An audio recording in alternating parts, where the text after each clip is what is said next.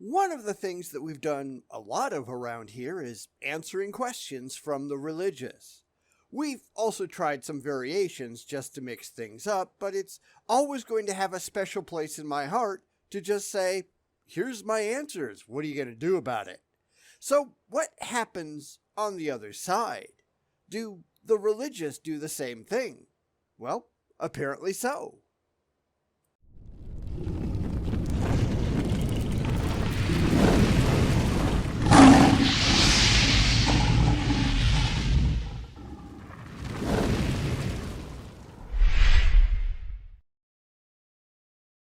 So let's go take a look at Mike Winger. I mean, why the hell not, right? Because this time, Mike is doing what we do around here a lot, answering questions. Unfortunately, he's botching it pretty badly. Now, I get that he's doing this from his own perspective, just like I do, but that doesn't really matter when your perspective is so fundamentally skewed that it doesn't make any sense at all. But okay, we'll take a look and give it a shot. So, can Mike Winger come up with any decent answers, or are we just going to laugh all the way to the end? I know what I think, but let's find out. I was challenged by my friend Tim Barnett from the YouTube channel Red Pin Logic to answer in 3 minutes or less 10 atheist objections to belief in God. In fact, this comes from a YouTube comment from an atheist named Brian Doyle, who says that this is 10 ways to prove that a God does not exist. You know it's an atheist because he puts God in lowercase g unnecessarily, just to get you. Hey, it's not our fault that you people have zero creativity when it comes to naming your imaginary friends. So I just let him run on there for a minute just to get this set up. Now, I'm going to go back and kind of pick this apart a little bit. Firstly, Red Pen Logic is a crap channel. Tim Barnett is every bit as much of an idiot as Mike Winger is. We've taken him apart several times already. Granted, as I said, Mike Winger is an idiot too, so I guess that when stupid people hang out together, you've just got more stupidity. There is that. Secondly, we've done some 10 questions for atheist videos, and I even tried a 10 questions for Christians kind of thing. So now we're going to do a Christian answering 10 questions for Christians and rip the whole thing apart because it's probably fun. Why the hell not? It could be entertaining. So anyway, let's get back to Mike.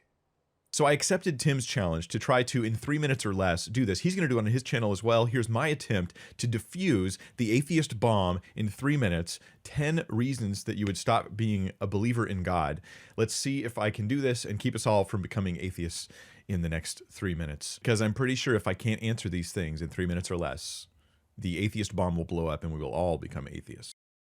I don't really know that this needs to be a challenge. I mean, you do you and all that, but how does making it timed make it any better? Granted, he did take this 3-minute challenge and turn it into a 6-minute and 17-second video, so it certainly isn't going to save us any time, but I'm not really going to hold him accountable to the clock in the upper corner. I'd much rather just see some coherent, rational answers than watch him trying to beat a timer.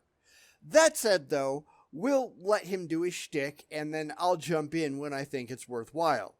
Get your stopwatches ready, and let's begin. And to read the objections, allow me to introduce my improvisational atheist friend, Mick. 10 ways to prove that a God does not exist. Let's get started.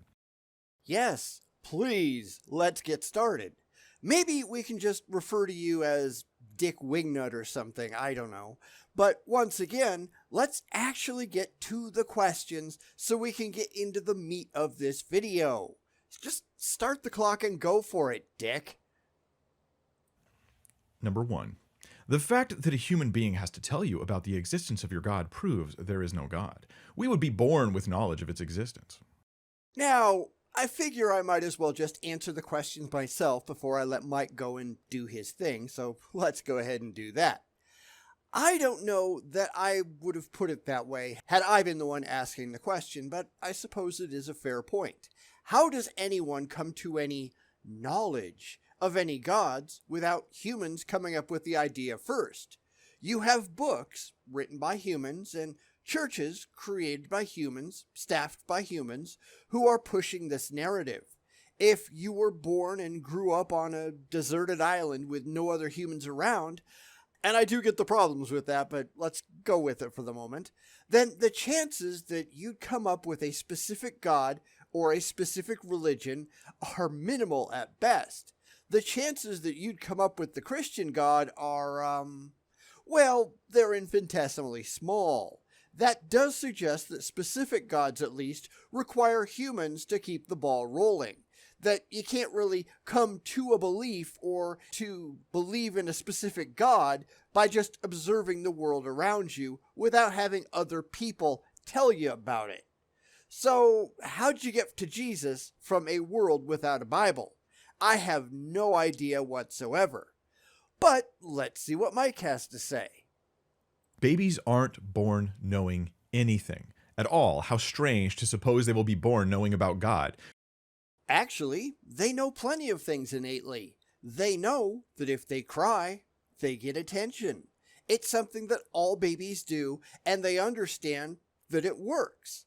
Now, what I figure that Mike is about to do here is to get hung up on the baby part and ignore the whole gods require people to pass on the stories part. Why? Because I don't think he has a good answer to that, and we've seen apologists take off with the goalposts when they can't actually address the question that's being asked. So let's see if I'm right on this one, because it seems pretty obvious to me. But research has shown that humans are predisposed to believe in supernatural agency behind the world. God belief will crop up in humans unless indoctrination pushes it out. So by your own standard, Brian, this is actually evidence for God. Except that was not the question that was asked. The fact that a human being has to tell you about the existence of your God proves there is no God. See? It's your God, not a God, not any God, not a generalized God concept, your specific God.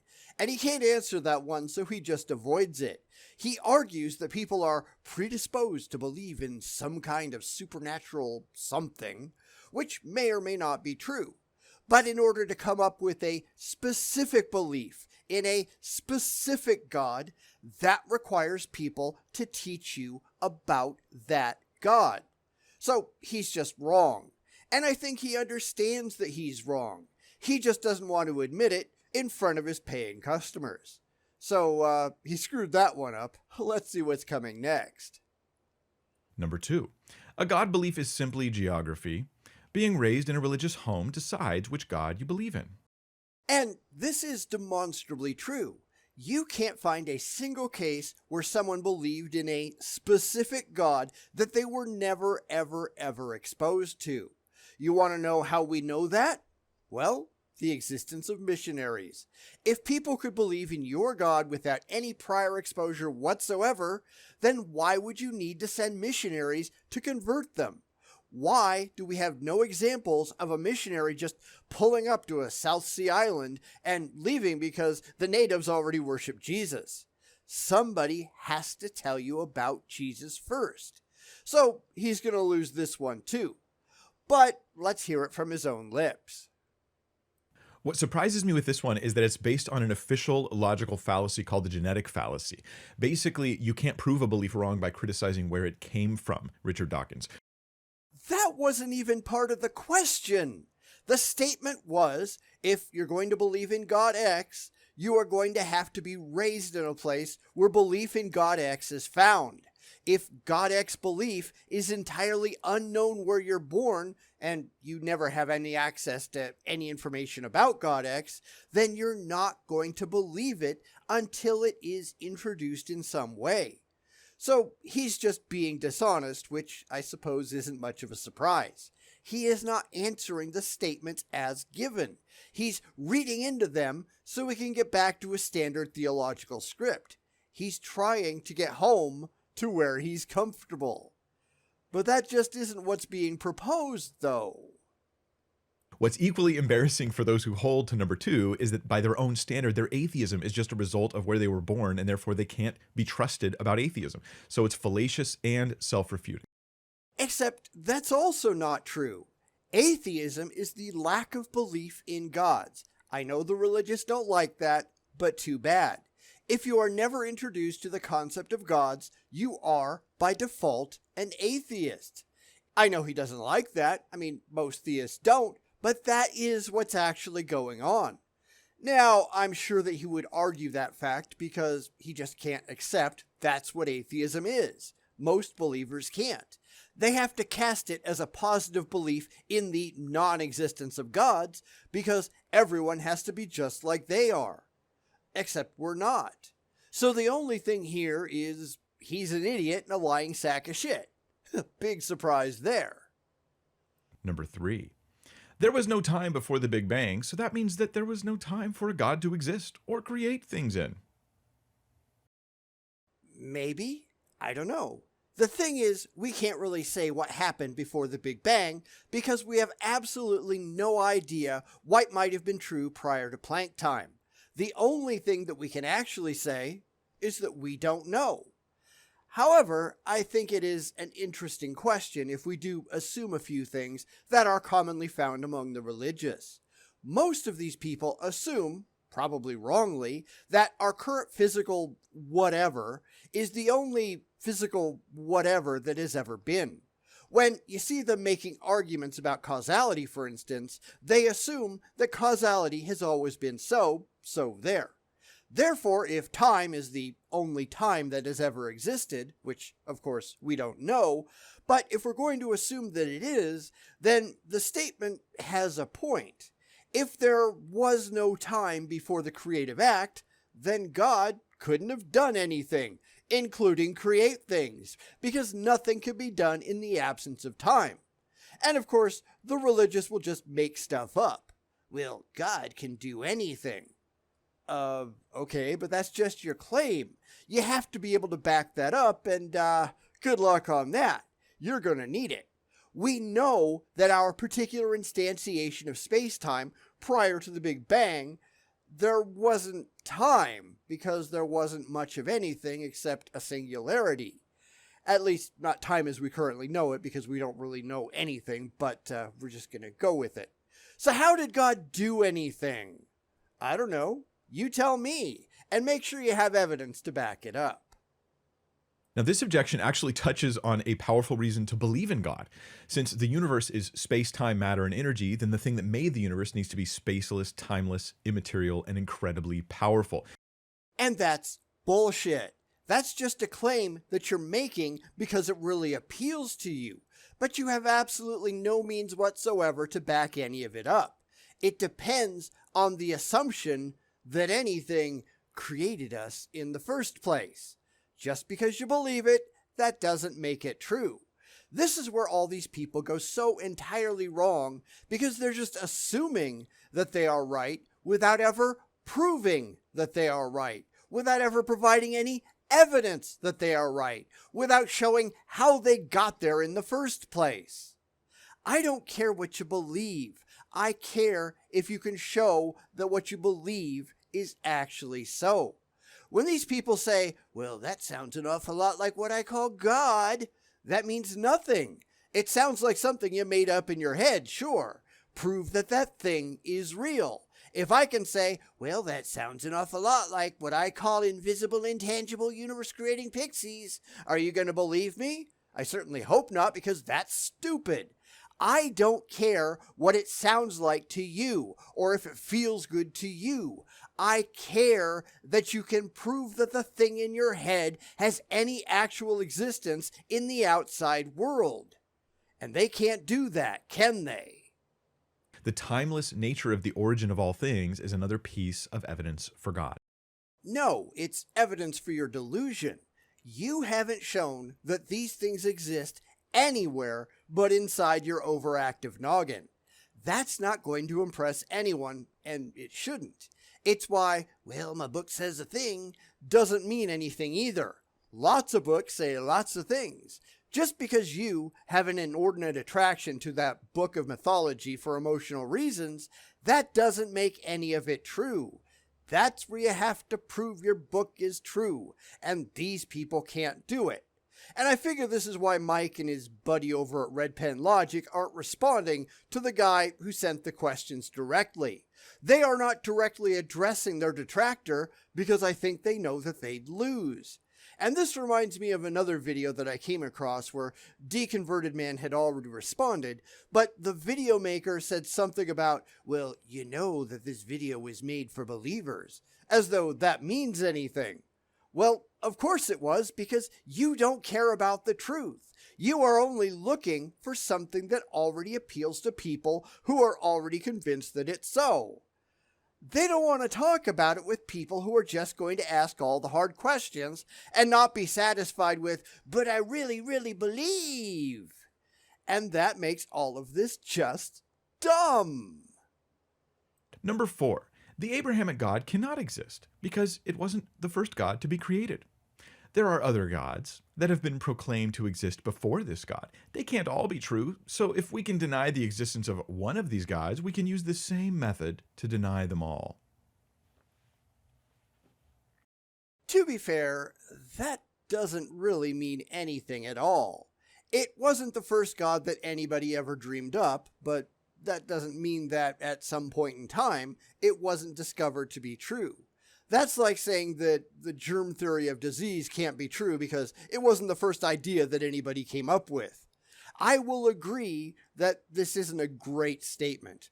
Let's get on to Mike. It might be the only place we actually agree. This one is seriously confused. It assumes that God was created when Abraham existed, but that assumes atheism to prove atheism. No it doesn't. Even when it's a simple matter to dispose of this, and I pointed out how, he still gets it wrong. What he's really doing here is getting upset because somebody suggested that his God was just made up. Yeah, basically, but that's not the problem with the statement. Mike believes that all other gods are just made up. He really likes the idea of his. But really liking something, that doesn't mean anything, does it? What you like doesn't matter. What you take offense to doesn't matter. The only thing that matters is what is actually true and how you get to that point rationally. The original statement, therefore, was malformed. We can't actually reject other gods because they weren't first, or because they weren't believed in widely. We reject all gods because there's no evidence that any of them are real. If, and that's a pretty big if, but if somebody came up with verifiable evidence for the Christian God, then the Christian God would be real. If somebody came up with verifiable evidence for the flying spaghetti monster, then the flying spaghetti monster would be real. What you want to be true doesn't matter. What you have demonstrable evidence for does. Then it says that if all gods aren't real, then no God is real. That's like saying fake Van Goghs prove there are no real Van Goghs. That's not what he said, though.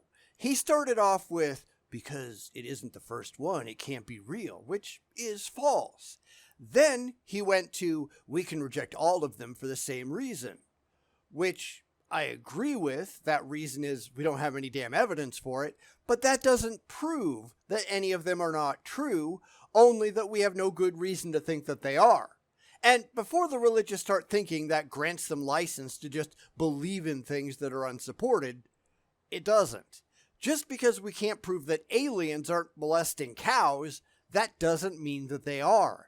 You still have to have a good reason to accept it, and whether Mike likes it or not, he simply doesn't.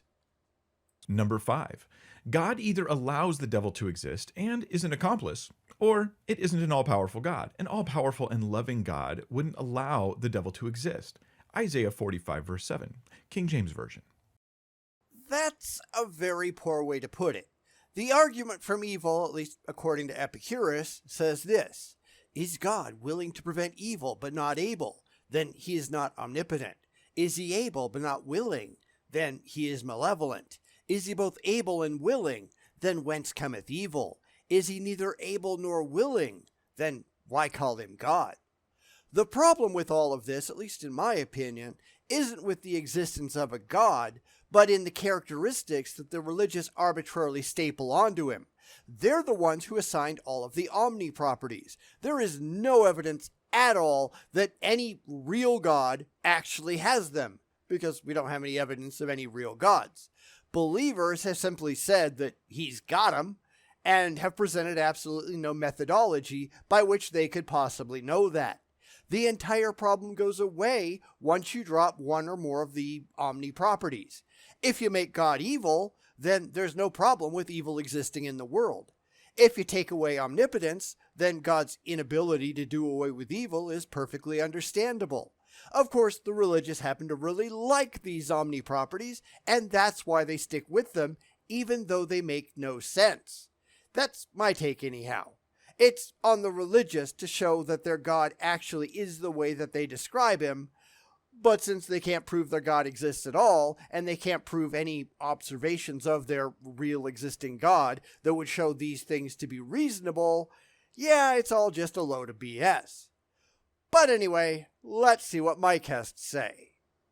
Many reasonable explanations have been offered as to why God allows evil, and if they are even possibly true, then this objection fails, and that's why no scholars today promote this objection. No. Just because something is possibly true, that doesn't prove that it's actually true. Is the important part here. Well, aliens could have a super secret faster than light drive, and maybe they just need to extract some rare element from people's buttholes. That's why they go for the anal probes.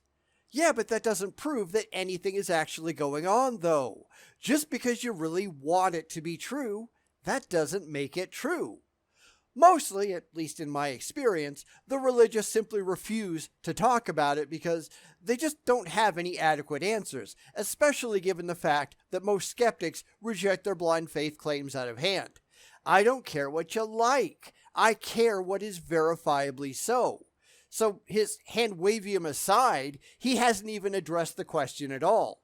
Granted, he is on a timer, so I might possibly excuse it, but I've seen him talk about this while not under the gun, and he really does know better there.